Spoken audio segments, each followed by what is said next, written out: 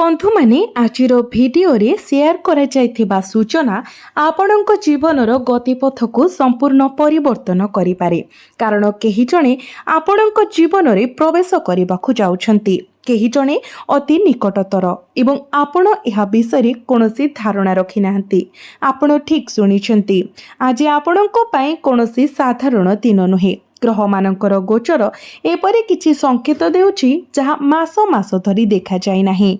आजिर video रे मु एपरि किछि प्रकाश करबाकू जाउछि जहा आपणक कल्पना बाहारे होई पारे। बंधु माने आज सकाळ ठारू आपण हुएत एक अद्भुत अस्थिरता अनुभव करिसंती। एपरि किछि जहाकू आपण शब्द रे प्रकाश करि पारिबे नाही। आपणकू लागुछि जे किछि घटिबाकू जाउछि, किंतु आपण कोन जानि पारु नाहंती। मु आपण मानकू कहिबाकू चाहूछि एही अस्थिरता कारण बिना नुहे। आज आपणक पई एक आकर्षणीय स्थिति सृष्टि हेउछि।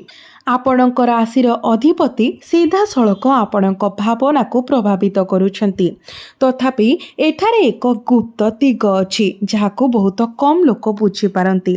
आपणक जीवन रे प्रवेश करुथबा व्यक्ति अपरिचित हेबे नाही। आपण सेमानकू पूर्वरु जानिथिबे, तथापि सेमानकर रूप, सेमानकर आचरण एवं सेमानकर कथा आपण पूर्वरु जानिथिबा परिणाम ठारू संपूर्ण भिन्न हेबो एवं एही परिवर्तन ही आपणको आश्चर्य करिबो।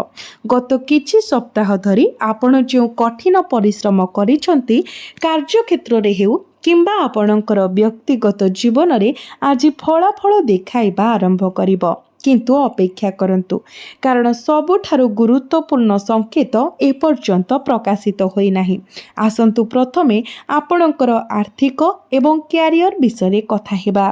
आपण कार्य क्षेत्र रे एपरि खबर पाई पारंती जहा आपणको प्रथमे असहज करिथाए। हठात दायित्व आपणक कांधरे पड़ी पारे किंबा एक प्रकल्पर समय सीमा अप्रत्याशित भावरे परिवर्तन होई पारे। एठारे अधिकांश लोक भूल करंती। सेमाने एही परिवर्तन को एक बोझ भावरे देखंती, जेतेबेले कि वास्तव रे एहा आपणक पई एक गुप्त सुजोग। आज आपणको जो दायित्व दिया जायछि ताहा आगामी सप्ताह गुड़िकरे आपणकर परिचय को परिभाषित करि पारे। आपणकर आर्थिक परिस्थिति विषय दिनर प्रथमार्धरे किछि अनिश्चितता होई पारे, देय विलंब होई पारे किंबा अप्रत्याशित खर्च होई पारे। किंतु भयभीत हुअन्तु नाही, एही परिस्थिति अस्थायी। मध्याह्न परे ग्रह मानकर गति परिवर्तन हेबो एवं अटकी रहितिबा टंका आपणक पाखकू आसीबा आरंभ करिबो। आपणकू केवल टिके धैर्य अवलंबन करिबाकू पड़िबो। एबे आसंतु आपणक परिवार विषय कथा हेबा। आपणक घरर परिवेश किछिटा भाव प्रवण होई पारे। आपणकर कोनोसी पुराना प्रसंग रे परिवारर सदस्यंक सहित सामान्य झगड़ा होई पारे। तथापि मु गोटिए कथा स्पष्ट करिबाकू चाहूछि, एही मतभेद एक बड़ द्वंद्वर संकेत नुहे, बरं एहा आपणक पई परिवार मध्यरे आपणकर मतामत प्रकाश करिवार एक सुजोग। जदि आपण शांत भावरे आपणकर मामला कुहंती तेबे संध्या सुधा परिवेश संपूर्ण भावरे परिवर्तन होइछिबो। किंतु प्रकृत कहानी एपर्यंत आरंभ होई नाही। मने रखंतु मु आरंभ रे कोन कहिथिली, केही जणे आपणक जीवन रे आसीबाकू जाउछंती। एही व्यक्ति आपणक प्रेम जीवन किंबा आपणक सामाजिक परिसर सहित जड़ित होई पारंती। तथापि एही साक्षात आगामी सप्ताह गुडी को प्रभावित करिबो। जदि आपण एबे भी आम सहित अछंती तेबे दया करी कमेंट रे हर हर महादेव निश्चय लिखंतु। बंधु माने आपणकर प्रेम जीवन विषय वर्तमान संपर्क रे थिबा आपणक पई दिनटी भाव प्रवणतारे परिपूर्ण रहिबो। आपणकर साथी एपरि किछि कहि पारंती जहा प्रकृत रे आपणक हृदय को छुई पारे। हुएत सेमाने आपणकर एक दीर्घकालीन इच्छा को मने पकाइबे एवं एहाकू पूर्ण करिबाकू चेष्टा करिबे। यह एक क्षणस्थायी मुहूर्त होई पारे, किंतु एहार प्रभाव गभीर हेबो।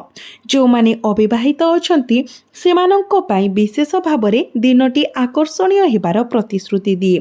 कारण मु पूर्वरु जहाको विषय कहिथिली ताहा आपणक प्रेम जीवन रे एक नूतन आरंभ करि पारे। तथापि ध्यान दियंतु, एही साक्षात प्रथम नजर रे साधारण मने होई पारे।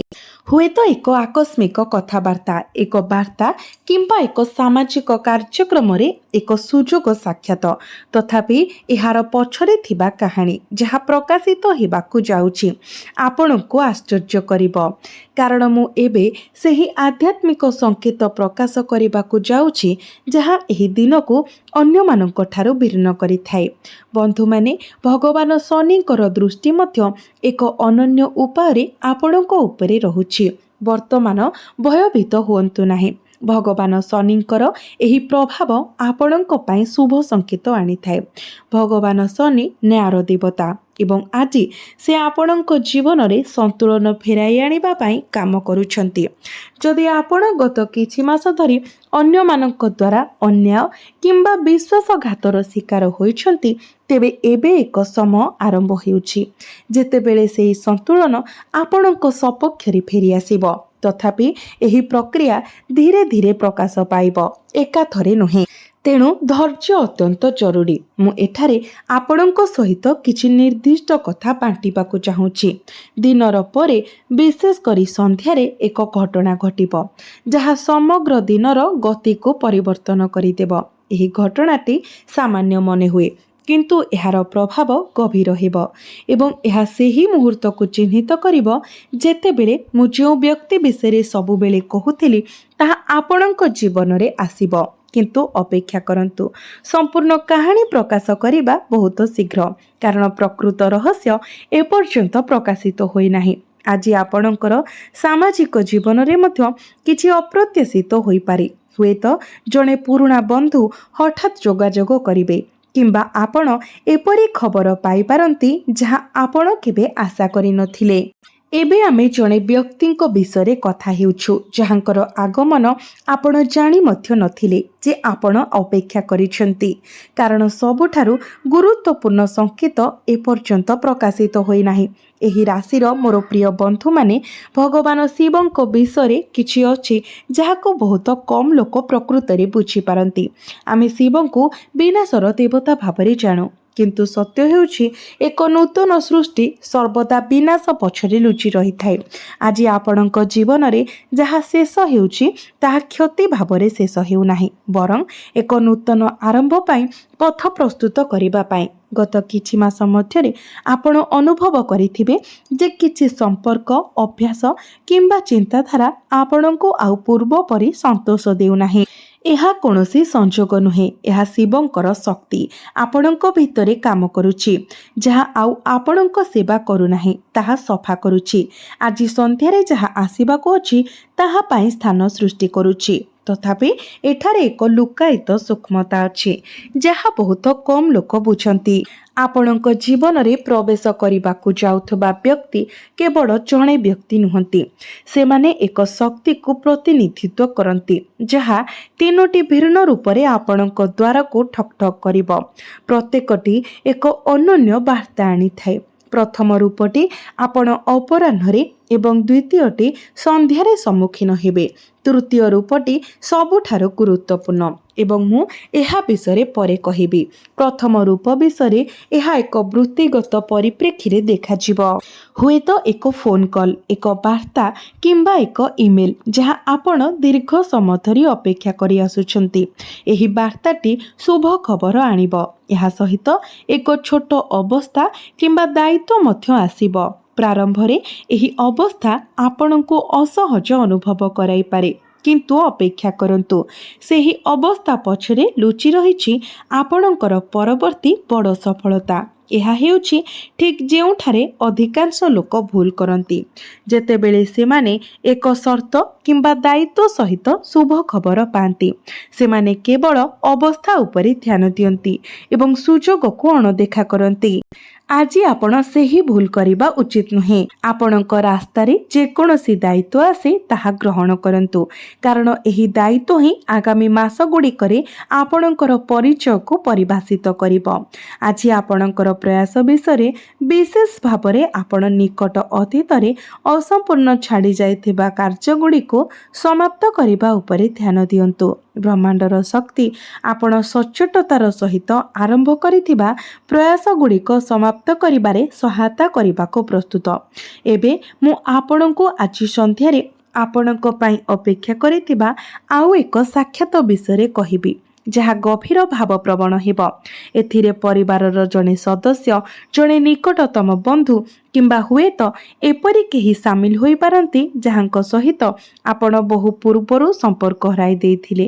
ଯାହା ପ୍ରକାଶ କରିବାକୁ ଯାଉଛି ତାହା ଆପଣଙ୍କ ପାଇଁ ସବୁ କିଛି ପରିବର୍ତ୍ତନ କରିପାରେ। ଏହି ସାକ୍ଷାତ କିମ୍ବା କଥାବାର୍ତ୍ତା ସମୟରେ ଏକ ସତ୍ୟ ପ୍ରକାଶ ପାଇବ ଯାହା ଆପଣଙ୍କୁ କ୍ଷଣିକ ଭାବରେ ଥରାଇପାରେ। ଆପଣ ଜାଣିପାରନ୍ତି ଯେ କେହି ଆପଣଙ୍କ ବିଷୟରେ ଭୁଲ ଧାରଣା ରଖିଥିଲେ, କେହି ଆପଣଙ୍କ ଅଜାଣତରେ ଆପଣଙ୍କୁ ସାହାଯ୍ୟ କରିଥିଲେ କିମ୍ବା କେହି ଆପଣଙ୍କ ପାଇଁ ନୀରବରେ ଯତ୍ନ ନେଇଥିଲେ ଯେତେବେଳେ ଆପଣ ବିଶ୍ୱାସ କରୁଥିଲେ ଯେ ଆପଣ ଏକା ନିଜର ଯୁଦ୍ଧ ଲଢ଼ୁଛନ୍ତି। ଅପେକ୍ଷା କରନ୍ତୁ, କାରଣ ସବୁଠାରୁ ଗୁରୁତ୍ୱପୂର୍ଣ୍ଣ ସଂକେତ ଏପର୍ଯ୍ୟନ୍ତ ପ୍ରକାଶିତ ହୋଇନାହିଁ। ଏହି ଭାବପ୍ରବଣ ସାକ୍ଷାତ ସମୟରେ ମୁଁ ଆପଣଙ୍କୁ ଅନୁରୋଧ କରୁଛି ଯେ ଆପଣ ଆପଣଙ୍କର ଭାବନାକୁ ଚାପି ଦିଅନ୍ତୁ ନାହିଁ। ଏହା ପ୍ରାୟତଃ ଆପଣଙ୍କ ରାଶିର ଲୋକଙ୍କ ପାଇଁ ସବୁଠାରୁ ବଡ଼ ଦୁର୍ବଳତା। ଆପଣ ଗଭୀର ଭାବରେ ଭାବନା ଅନୁଭବ କରନ୍ତି, କିନ୍ତୁ ସେଗୁଡ଼ିକୁ ପ୍ରକାଶ କରିବାକୁ ଦିଅନ୍ତି ନାହିଁ। ଯଦି ଆପଣଙ୍କ ଆଖିରେ ଲୁହ ଆସିଯାଏ କିମ୍ବା ଆପଣ ନିଜ ଗଳାରେ ଗଣ୍ଠି ଅନୁଭବ କରନ୍ତି, ତେବେ ଏହାକୁ ଅଟକାନ୍ତୁ ନାହିଁ। ଏହା ସେହି ମୁହୂର୍ତ୍ତ ଯାହା ଆପଣଙ୍କୁ ଆଭ୍ୟନ୍ତରୀଣ ଆଶ୍ୱସ୍ତି ଦେବ। ଆସନ୍ତୁ ଏବେ ଆପଣଙ୍କର ସ୍ୱାସ୍ଥ୍ୟ ଏବଂ ମାନସିକ ଶାନ୍ତି ବିଷୟରେ ଆଲୋଚନା କରିବା। ଆପଣ ବର୍ତ୍ତମାନ ଯେଉଁ ଅସ୍ଥିରତା, ନିଦ୍ରାର ଅଭାବ କିମ୍ବା ଅଶାନ୍ତ ସ୍ୱପ୍ନ ଦେଖିଛନ୍ତି ତାହା କୌଣସି ଶାରୀରିକ ଅସୁସ୍ଥତାର ଫଳାଫଳ ନୁହେଁ, ବରଂ ଚାପି ହୋଇଥିବା ଭାବନାରୁ ଉତ୍ପନ୍ନ। ଆଜି ସନ୍ଧ୍ୟାରେ ସେହି ଭାବପ୍ରବଣ ସାକ୍ଷାତ ଯାହା ମୁଁ ଉଲ୍ଲେଖ କରିଥିଲି ଏହି ଅସ୍ଥିରତାକୁ ଦୂର କରିବ। ତଥାପି ସତର୍କତାର ଏକ ଶବ୍ଦ ଅଛି। କ୍ରୋଧରେ କିମ୍ବା ଶୀଘ୍ର କୌଣସି ବଡ଼ ନିଷ୍ପତ୍ତି ନିଅନ୍ତୁ ନାହିଁ। ରାତି 8ଟାରୁ ରାତି 10ଟା ମଧ୍ୟରେ ସମୟ ଆପଣଙ୍କ ପାଇଁ ବିଶେଷ ସମ୍ବେଦନଶୀଳ। ଏହି ସମୟ ମଧ୍ୟରେ କୁହାଯାଇଥିବା କିଛି କ୍ରୋଧକୁ ଉତ୍ତେଜିତ କରିପାରେ, କିନ୍ତୁ ଯଦି ଆପଣ ଶାନ୍ତ ରୁହନ୍ତି ତେବେ ଏହି ମୁହୂର୍ତ୍ତଟି ସେହି ଉତ୍ତର ପ୍ରଦାନ କରିବ ଯାହାକୁ ଆପଣ ବର୍ଷ ବର୍ଷ ଧରି ଅପେକ୍ଷା କରି ଆସୁଛନ୍ତି। ଏବେ ମୁଁ ପୂର୍ବରୁ ଉଲ୍ଲେଖ କରିଥିବା ତୃତୀୟ ରୂପ ବିଷୟରେ କହିବାର ସମୟ ଆସିଛି। ଏହି ତୃତୀୟ ରୂପ ସବୁଠାରୁ ରହସ୍ୟମୟ ଏବଂ ଶକ୍ତିଶାଳୀ।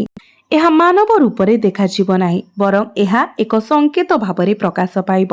ଏକ ସଂକେତ ଯାହା ପ୍ରକାଶ କରିବ ଯେ ଆପଣଙ୍କ ଜୀବନର ପରବର୍ତ୍ତୀ ପ୍ରମୁଖ ଅଧ୍ୟାୟ କେବେ ଏବଂ କିପରି ଆରମ୍ଭ ହେବ। ସତର୍କ ରୁହନ୍ତୁ, କାରଣ ସବୁଠାରୁ ଗୁରୁତ୍ୱପୂର୍ଣ୍ଣ ସଂକେତ ଏପର୍ଯ୍ୟନ୍ତ ପ୍ରକାଶିତ ହୋଇନାହିଁ। ଆପଣମାନେ ଆଜି ଆପଣଙ୍କ ଜୀବନରେ ପ୍ରବେଶ କରୁଥିବା ଏହି ତୃତୀୟ ରୂପକୁ ବୁଝିବା ପାଇଁ ମୁଁ ଆପଣଙ୍କ ସହିତ କିଛି ଅଂଶୀଦାର କରିବାକୁ ଚାହୁଁଛି, ଯାହା ଆପଣ ପୂର୍ବରୁ କେବେ ଶୁଣିନଥିବେ। ଯେତେବେଳେ ଭଗବାନ ଶନି ଏବଂ ଭଗବାନ ଶିବଙ୍କ ଶକ୍ତି ଏକ ରାଶି ଉପରେ ଏକକାଳୀନ ସକ୍ରିୟ ହୁଅନ୍ତି, ସେମାନେ ବ୍ୟକ୍ତିକୁ ଏକ ଅନନ୍ୟ ପ୍ରକାରର ସଂକେତ ପଠାନ୍ତି। ଏହି ସଂକେତ ଶବ୍ଦ ରୂପରେ ଆସେ ନାହିଁ। ଏହା ଏକ ସଂଖ୍ୟା, ଏକ ରଙ୍ଗ କିମ୍ବା ହଠାତ୍ ଅପ୍ରତ୍ୟାଶିତ ସ୍ମୃତି ଭାବରେ ଆସେ। ଯଦି ଆଜି ଯେକୌଣସି ସମୟରେ କୌଣସି ସ୍ପଷ୍ଟ କାରଣ ବିନା ହଠାତ୍ ଅତୀତର ଏକ ସ୍ମୃତି ମନକୁ ଆସେ, ତେବେ ବିରାମ ନିଅନ୍ତୁ ଏବଂ ଏହା ଉପରେ ଧ୍ୟାନ ଦିଅନ୍ତୁ। ସେହି ସ୍ମୃତି ହେଉଛି ଦିନର ତୃତୀୟ ସଂକେତ। ତଥାପି ଏହାର ଏକ ଲୁକ୍କାୟିତ ଦିଗ ଅଛି ଯେ ବହୁତ କମ୍ ଲୋକ ଏହାକୁ ବୁଝିପାରନ୍ତି। ଏହି ସ୍ମୃତି ଦୁଃଖର ହେବ ନାହିଁ, ବରଂ ଏହା ସେହି ମୁହୂର୍ତ୍ତର ହେବ ଯେତେବେଳେ ଆପଣ ନିଜ ଉପରେ ଭରସା କରିଥିଲେ ଏବଂ ସେହି ବିଶ୍ୱାସ ଦୃଢ଼ ଭାବରେ ପ୍ରମାଣିତ ହୋଇଥିଲା। ଆଜି ବ୍ରହ୍ମାଣ୍ଡ ଆପଣଙ୍କୁ ସେହି ଆତ୍ମବିଶ୍ୱାସର ମନେ ପକାଇବାକୁ ଚାହୁଁଛି, କାରଣ ଆପଣଙ୍କୁ ଆଗାମୀ ଦିନରେ ଏହାର ବହୁତ ଆବଶ୍ୟକତା ପଡ଼ିବ।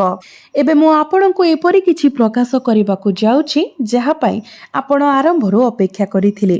ସେହି ବ୍ୟକ୍ତି କିମ୍ବା ଶକ୍ତି ଯାହା ପାଇଁ ଆପଣ ଆଜି ଆପଣଙ୍କ ଜୀବନରେ ପ୍ରବେଶ କରିବାକୁ ଯାଉଛନ୍ତି, ଏହା ସିଧାସଳଖ ଏକ ଅସମାପ୍ତ କାର୍ଯ୍ୟ କିମ୍ବା ଆପଣଙ୍କ ଅତୀତର ଏକ ଅସମାପ୍ତ ସମ୍ପର୍କ ସହିତ ଜଡ଼ିତ। ଏହା କୌଣସି ନୂତନ ବ୍ୟକ୍ତି ନୁହନ୍ତି। ଏହା ଏପରି ଜଣେ ଯେ ପୂର୍ବରୁ କୌଣସି ପ୍ରକାରେ ଆପଣଙ୍କ ଜୀବନରେ ଅଂଶ ହୋଇ ଆସିଛି, କିମ୍ବା ଏପରି ଜଣେ ପରିସ୍ଥିତି ସହିତ ଜଡ଼ିତ ଯିଏ ଆପଣ ଚେଷ୍ଟା କରିଥିଲେ କିନ୍ତୁ ଭୁଲିଯିବାକୁ ବିଫଳ ହୋଇଥିଲେ। ଅପେକ୍ଷା କରନ୍ତୁ। ମୁଁ ଜାଣେ ଆପଣ ଏବେ ଭାବୁଛନ୍ତି ଏ କିଏ ହୋଇପାରେ। ମୁଁ ଆପଣଙ୍କୁ ସିଧାସଳଖ ଉତ୍ତର ଦେବି ନାହିଁ, କାରଣ ଆପଣଙ୍କୁ ନିଜେ ପ୍ରକୃତ ଉତ୍ତର ଅନୁଭବ କରିବାକୁ ପଡ଼ିବ। ମୁଁ କେବଳ ଆପଣଙ୍କୁ ଏକ ସଂକେତ ଦେବି। ସେହି ବ୍ୟକ୍ତି ବିଷୟରେ ଚିନ୍ତା କରନ୍ତୁ ଯାହାଙ୍କ ନାମ ଏହି ମୁହୂର୍ତ୍ତରେ ଆପଣଙ୍କ ମନରେ ଚମକି ଉଠିଥିଲା। ସେହି ବ୍ୟକ୍ତି, ମୁଁ ସେହି ସଂକେତ ବିଷୟରେ କହୁଥିଲି। ଏଇଟାରେ ଅଧିକାଂଶ ଲୋକ ଭୁଲ କରନ୍ତି। ଯେତେବେଳେ ଏପରି ନାମ ମନକୁ ଆସେ ସେମାନେ ଏହାକୁ କେବଳ ଏକ ସଂଯୋଗ ବୋଲି ଭାବି ଏହାକୁ ଖାରଜ କରନ୍ତି। କିନ୍ତୁ ଆପଣଙ୍କ ରାଶି ପାଇଁ ଆଜି ସଂଯୋଗ ପାଇଁ ଦିନ ନୁହେଁ। ଆଜି ଆପଣଙ୍କ ମନରେ ସ୍ୱତଃସ୍ଫୂର୍ତ୍ତ ଭାବରେ ଉଠୁଥିବା ଯେକୌଣସି ଚିନ୍ତାଧାରା, ନାମ କିମ୍ବା ମୁହଁକୁ ଗମ୍ଭୀରତାର ସହିତ ନିଅନ୍ତୁ। ଏବେ ଆସନ୍ତୁ ଆମେ ପୂର୍ବରୁ ଉଲ୍ଲେଖ କରିଥିବା ସେହି ଆଧ୍ୟାତ୍ମିକ ଚିହ୍ନ ବିଷୟରେ ଆଲୋଚନା କରିବା, ଯାହାକୁ ବହୁତ କମ୍ ଲୋକ ପ୍ରକୃତରେ ବୁଝିପାରନ୍ତି। ଭଗବାନ ଶିବଙ୍କ ସହିତ ଜଡ଼ିତ ଏକ ବିଶ୍ୱାସ ଅଛି। ଯେତେବେଳେ ଜଣେ ବ୍ୟକ୍ତି ଶାନ୍ତ ରହି ଏବଂ ଅଭିଯୋଗ ବିନା ନିଜର କର୍ତ୍ତବ୍ୟ ପାଳନ କରି ଏକ କଷ୍ଟକର ପର୍ଯ୍ୟାୟ ସହ୍ୟ କରନ୍ତି, ଶିବ ନିଜେ ସେହି ପରୀକ୍ଷାର ଅନ୍ତ ଘଟାଇଥାନ୍ତି। ସେ ଏକ ସଂକେତ ପଠାନ୍ତି ଯେ ବିଶ୍ରାମ ନେବାର ସମୟ ଆସିଯାଇଛି ଏବଂ ପୁରସ୍କାର ପାଇବାର ସମୟ ଆସିଯାଇଛି। ଯାହା ପ୍ରକାଶିତ ହେବାକୁ ଯାଉଛି ତାହା ଆପଣଙ୍କ ପାଇଁ ସବୁକିଛି ବଦଳାଇ ଦେଇପାରେ। ଯଦି ଆପଣ ଆଜି କୌଣସି ମନ୍ଦିର ଦେଇ ଯାଆନ୍ତି କିମ୍ବା ଯଦି ଆପଣଙ୍କର ଦୃଷ୍ଟି ହଠାତ୍ ଆପଣଙ୍କ ଘରେ ଭଗବାନ ଶିବଙ୍କର ପ୍ରତିମା କିମ୍ବା ଚିତ୍ର ଉପରେ ପଡ଼େ, ତେବେ ଜାଣନ୍ତୁ ଯେ ଏହା ସେହି ମୁହୂର୍ତ୍ତ ଯାହା ମୁଁ ସବୁବେଳେ ଇଙ୍ଗିତ କରି ଆସୁଛି।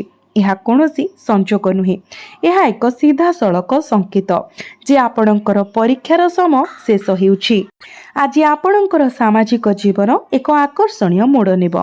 କେହି ଜଣେ ଆପଣଙ୍କ ଠାରୁ ପରାମର୍ଶ ଲୋଡ଼ିବେ, ଏପରି ପରାମର୍ଶ ଯାହାର ଉତ୍ତର ଆପଣଙ୍କ ପାଖରେ ତୁରନ୍ତ ନଥାଇପାରେ। କିନ୍ତୁ ଯେତେବେଳେ ଆପଣ ସେମାନଙ୍କ କଥା ଶୁଣନ୍ତି, ସେତେବେଳେ ଆପଣ ହଠାତ୍ ନିଜ ସମସ୍ୟାର ସମାଧାନ ପାଇଯିବେ।